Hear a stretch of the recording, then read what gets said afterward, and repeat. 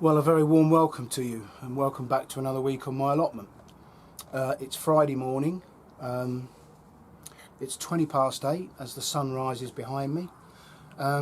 It's the winter, so work is a little bit slow, and that suits me perfectly. So I've got a day up here. I'm going home early because we're babysitting our granddaughter this afternoon, which will be nice. And it's 2 weeks since I last posted, and those 2 weeks have been dominated by one thing: rain. It has not stopped. I say that bearing in mind today is a beautiful day, but it's the first beautiful day we've had in a long time, so I'm going to make the most of it up here. That doesn't mean because the weather's been bad that work has stopped. I've sown my first seeds since I last saw you. I've sown a tray of red onion seeds and some leeks.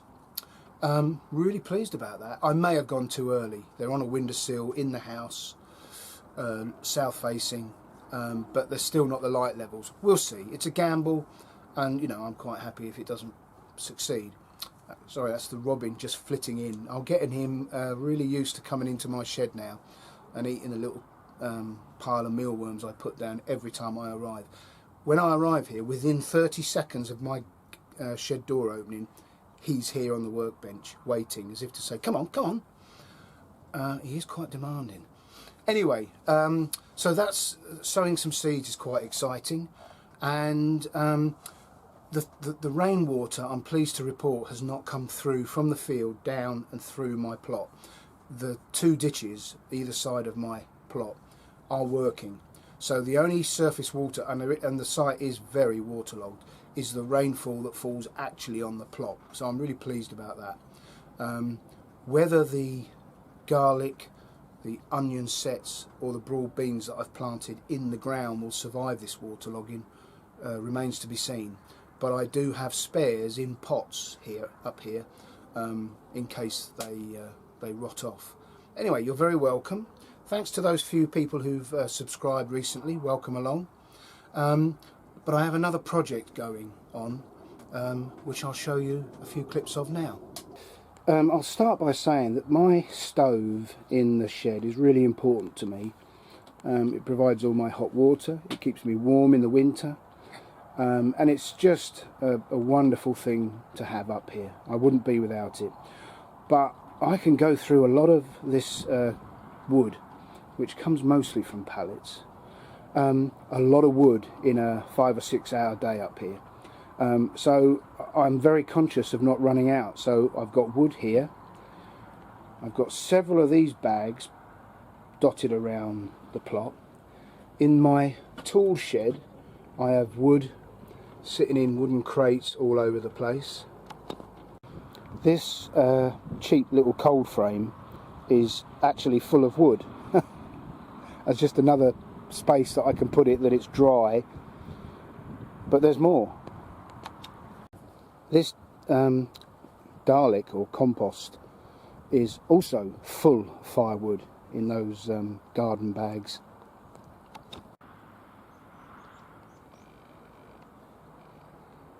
And this empty bay here has got garden bags in full of firewood.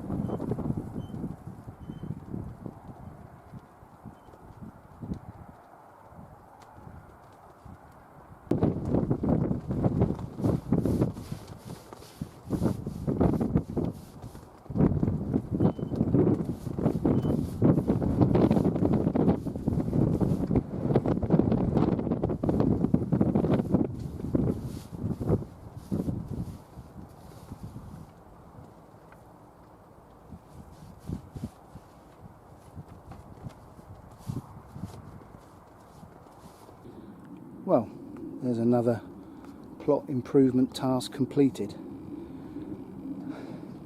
And I said I had all that wood scattered around the plot in various different hidey places. But when I brought it all together, it doesn't really look much. I mean, there's still plenty of it, but once it's stacked in there, like I say, it doesn't look much. Anyway, I'm really happy with that job. I've managed to clear out a lot of the tool shed of wood, which has created more space, cleared the walkway, and I'm sure that wood will get a little bit of rain on it when the easterly winds blow, but I don't think that's really that important. Wood dries through wind action rather than being out of the rain. Yeah, really pleased with that. While I was at it, I gave the picnic bench another quick lick of paint, and my trousers. Perfect.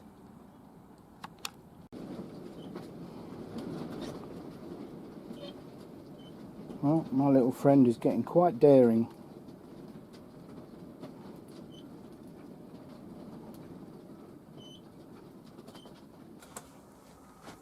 Well, it's my 150th episode, so I thought I'd celebrate that momentous occasion with a couple more stories from my past.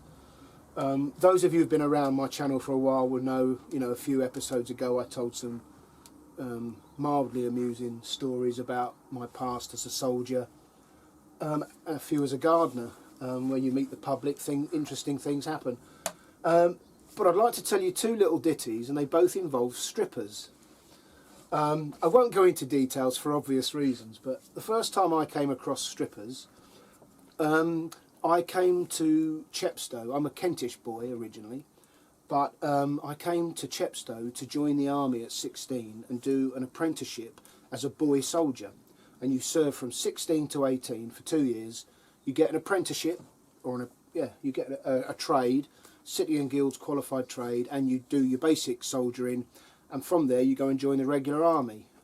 So there were many hundreds of young men there, 16 to 18 in our formative years, and the commanding officer of the establishment decided it would be a good idea if he brought in some strippers, and you wouldn't have found any argument from us lads. He thought it was part of our education.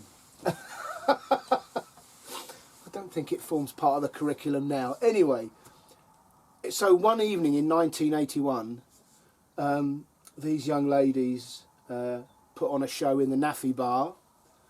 Now, at the time, I was courting a young lady I was quite keen on. Turns out I ended up marrying her, and we've been married for 38 years so far, and counting.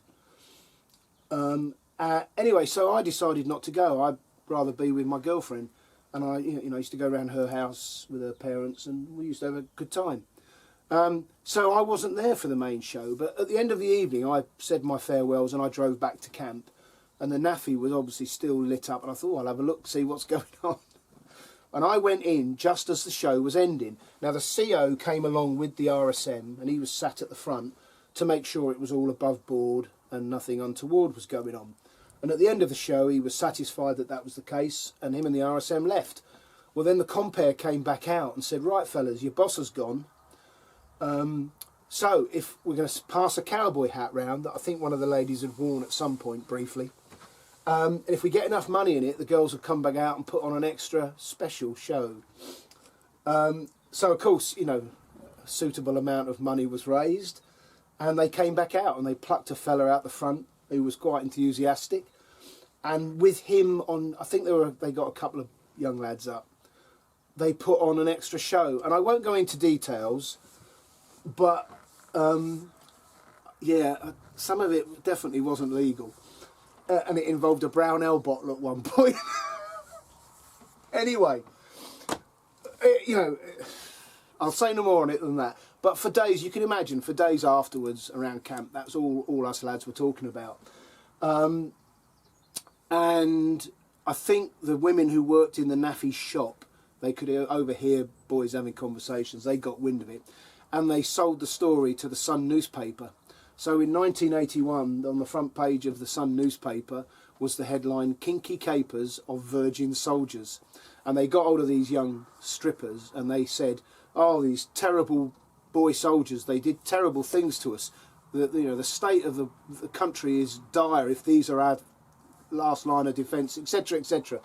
And what they claimed happened was the exact opposite of what actually did happen. But, you know, by the by. Funnily enough, about 3 years later, when I was in the regular army, I met the CO of the Army Apprentice College in Canada. He came across 5'9" Independent Commando Squadron, who was doing a construction tour in Canada, and he knew some of us were young apprentices, and he arranged an evening that he could meet us and find out how we were doing. And the topic of this thing came up. You can imagine, as a CO of a base that's on the front page of the Sun headlines, he must have taken a certain amount of stick. And he said to me, or he said to us when we were having this drink with him a few years later, that the morning after this headline broke in the Sun newspaper, he was in his office waiting for the phone to ring and all the complaints to start, and he thought he'd lose his career. And he had 2 phone calls from parents. One was from an irate parent saying that was unacceptable, and the other was from the junior apprentice RSM's father saying, next time you do that, I'd like an invite. So because he had almost no complaints, he had 1 negative phone call. He got away with it, but it's a very brave thing to do. Yeah, and I'll tell you the other one in a second.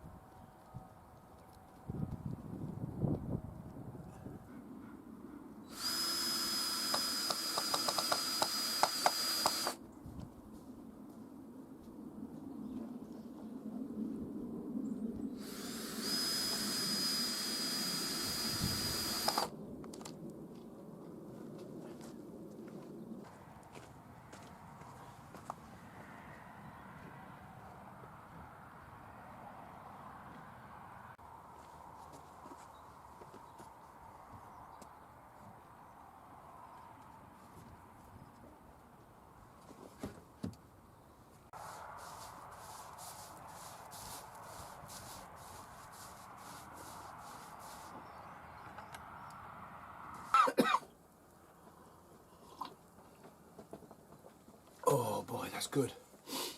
The second stripper-related story was a few years after the first. So I was well established in 5'9" Commando Squadron, and I'd become a Lance Corporal, and we were on bridging camp down in Weymouth, which is about 2 weeks long, and usually a good time because Weymouth is a good night out, and we did lots of physical training. It was really good. You know, treat them mean, keep them keen. Hard training in the day, doing lots of bridging, which is physical, demanding work. It was always a good couple of weeks. We all enjoyed it. However, this time, every year, the Commando Squadron, it's now a Commando Regiment, it's grown in size. It's now 2-4 Commando Regiment. But back then it was 5'9" Squadron, and they always had a Commando reunion every year. So all the old boys, on this one occasion at Weymouth, a guy came from America to attend it. They're always well attended because, when you've been in the Commandos, there's a certain loyalty and brotherhood that goes with it. Anyway, I was serving, and those of us who were still serving in the squadron at the time of this reunion tended to have to put on, provide a lot of the support to make these things happen. And unfortunately for me, the night that they had a do-on in the Naffy Bar at this camp, Chickerell camp, they had strippers on in the bar that night, and I was on guard duty. It's no coincidence that I'm telling 2 stories about strippers, neither show of which I attended. Anyway, I was junior guard commander. There's a full corporal in charge and a lance corporal, and that was me. Anyway, we got a signal in while in the evening, late on in the evening, and this signal came from the local communication centre, ComSen, that notified us that one of our sappers' mother had died. He lived, or she lived, in the far north of Scotland. He was a Scottish lad, and yeah, unfortunately his mother had died. So I was tasked to go to the bar where the Sergeant Major was, to get the Sergeant Major out the bar, to find this sapper and inform him of his sad news that his mother had died. So, you know, I mean, almost all the squadron were in the bar with all the chaps who'd come for the reunion. So it wasn't going to be hard to find him, we assumed. So I went in and I handed the signal to the Sergeant Major, and he read the signal and he said, right, I won't say the man's surname, but, you know, where is Sapper Smith? And I'm looking around the bar, and, you know, obviously the strippers are up on stage, and just the same as at Chepstow Army Apprentice College, it had got to that part of the evening where the show had become, you know, they had people up on stage enhancing the show. And I'm looking around the bar, because I knew the fella and I couldn't see him. You know what's coming, don't you? I looked up on stage and this young man was somewhat distracted from things with two young ladies, one of which was sat on him. So I said, oh, Sergeant Major, I found him. He's there. So we had a bit of a chuckle, and the Sergeant Major quite wisely decided that it would be prudent to inform him of his mother's death the following morning and not spoil the moment. Yeah, poor fella. Anyway, he had a thoroughly good evening before the next morning when he, you know, he received the very sad news. And I saw him a couple of weeks later, you know, and he was fine. But yeah, just, you know, everyone says, oh, all these old soldiers, they say, oh, it's not like it was when I joined. And I'm sure it isn't. You know, I hear things from people. My son-in-law is still in the services, in the forces. My daughter's only just finished. So, you know, I hear about some of the ridiculous things the armed forces have brought in. But, you know, I have to say, I would still recommend the armed forces to young men and women today. It's a wonderful career, and you will accrue wonderful memories. Not all of them good, most of them good, but not all. And it will enhance your life, make you a, you know, make you a better person, and give you a lifetime of memories when you get to my stage. Yeah, so if you've got anybody in your life, a son, daughter, cousin, whatever, you know, I would recommend the armed forces. It's still a good career choice, because then you'll be able to tell stories like me and bore the pants off everybody. Anyway, you know, you may find that mildly interesting. Whew, kettle's boiling like mad and I've got a brew.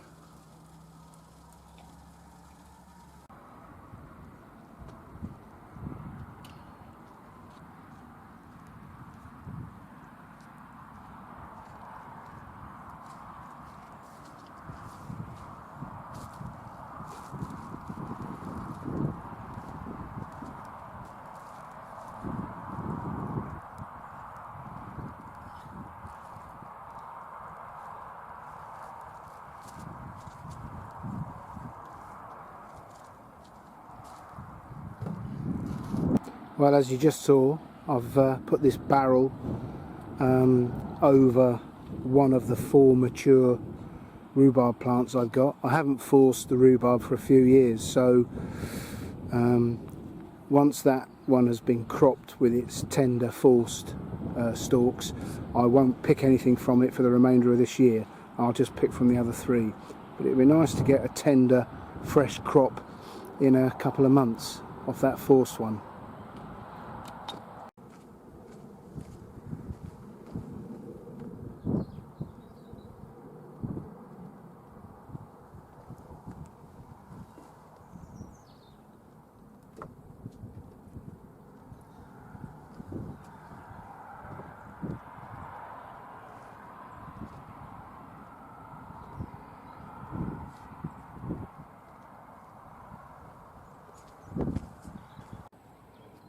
I'm pleased to report that the broad beans seem to have survived the flooding for now. I keep tying them in. It's hard to tie them in when they're so small, but as soon as I get them off the soil they stand a chance. So yeah, I'm optimistic. And these are the dwarf Sutton beans that I've got in reserve and will go in next to the Acqua Dolce beans sometime in the next month, I guess, as soon as we seem to be out of the wettest weather. And again, the garlic in the ground seems to be okay, but as always I have my reserves and these are doing very well. They couldn't look better. Only one hasn't germinated. Well, it was never part of the plan, but I just thought to keep that wood a bit drier I'd make covers. So I've got one more to make. I'm not going to do it today. I'm drying the wood out in preparation in the shed right now, but yeah, that will protect it. So now I need to make more wood.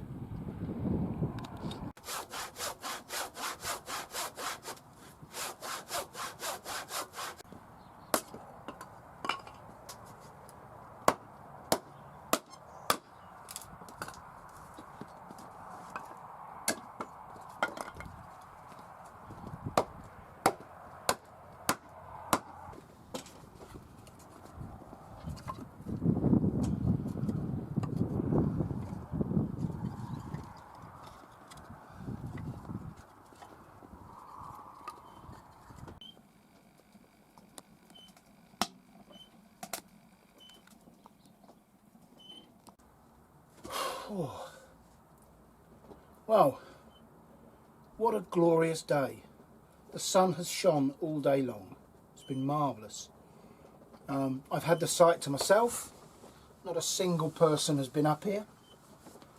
I don't know.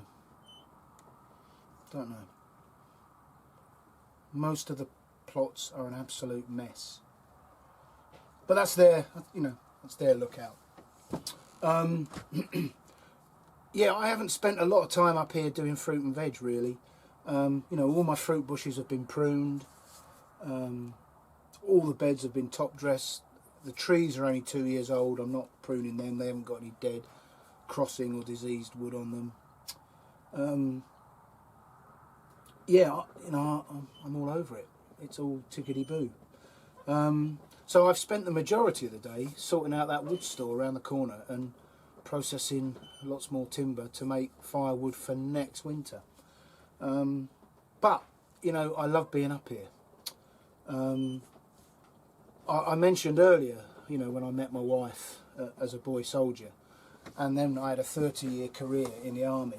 So my wife and I are very used to being apart. And now that I'm home every day, I think she values me coming up here as much as I do.